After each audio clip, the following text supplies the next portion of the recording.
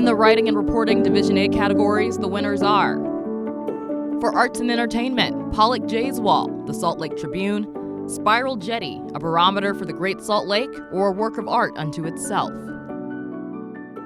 Best Newspaper Reporter, Kyle Dunphy, Deseret News, Kyle Dunphy Portfolio. For Business Consumer, Tony Simarad, the Salt Lake Tribune. Vast LDS lands offer clues to how downtown Salt Lake City will grow. For Continuing Coverage, Kyle Dunphy, Deseret News, Ukraine War. For COVID-19 Continuing Coverage, Aaron Alberty, Courtney Tanner, Peyton Harkins, and Bethany Rogers, the Salt Lake Tribune's coverage of COVID-19. For COVID-19 Investigative, Aaron Alberty with the Salt Lake Tribune, Betsy Ladygits, and Muck Rocks documenting COVID-19 project. Why Utah's COVID-19 testing in schools went from national model to abandoned failure. For Criminal Justice, Courtney Tanner, the Salt Lake Tribune. Utah agrees there is disturbing evidence that state investigators covered up reported rapes by UHP. For Diversity and Equity, Taylor Stevens, the Salt Lake Tribune. Inside 20 Rue Jacob, Salt Lake City's 1980s lesbian bookstore. For Editorial, Jay Evanson, Deseret News. Opinion, how much longer will we choose to endure mass shootings? For Education, Courtney Tanner, the Salt Lake Tribune. University of Utah failed to recognize student Zifan Dong was in danger before she was killed, records show. For Environment, Zach Podmore, Brian Maffley, Sean Means, Bethany Baker, and Rick Egan, the Salt Lake Tribune. Countdown to Deadpool, Lake Powell's uncertain future as the Colorado River dwindles. For General Feature, Daryl Gibson, Deseret News, the world's most remarkable kid died in Newcastle, Utah.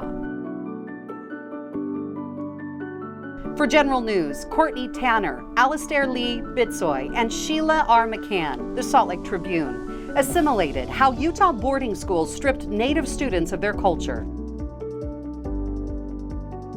For Government, Pollock J. Swall and Brian Schott, the Salt Lake Tribune. Plans call for Utah's first family to be completely separated from the public.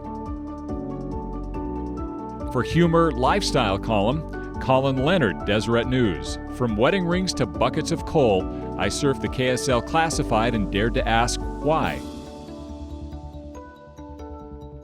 For Medical Science, Tim Fitzpatrick, the Salt Lake Tribune. Could a hydrogen hub fuel Utah and the West's cleaner energy future? For Military, Kyle Dunphy, Deseret News. 1 year later, for allies stuck in Afghanistan, a mountain of red tape stands between them and the U.S.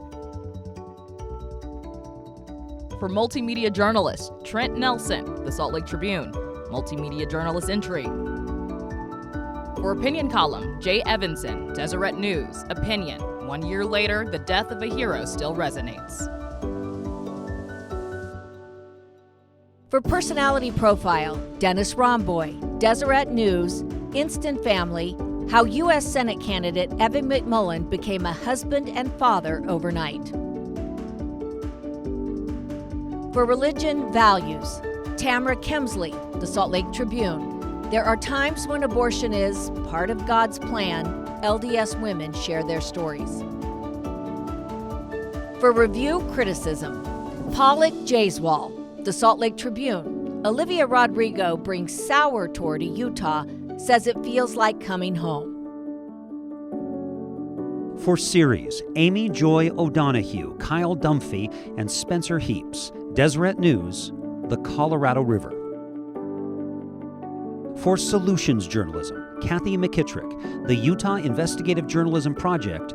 A tax break for Utah seniors could be a lifeline if people knew about it.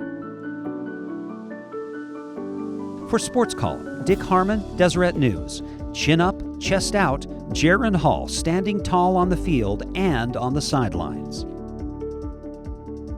For sports deadline reporting, Courtney Tanner, The Salt Lake Tribune. Utah State football player says he faced retaliation after he recorded coach and police chief.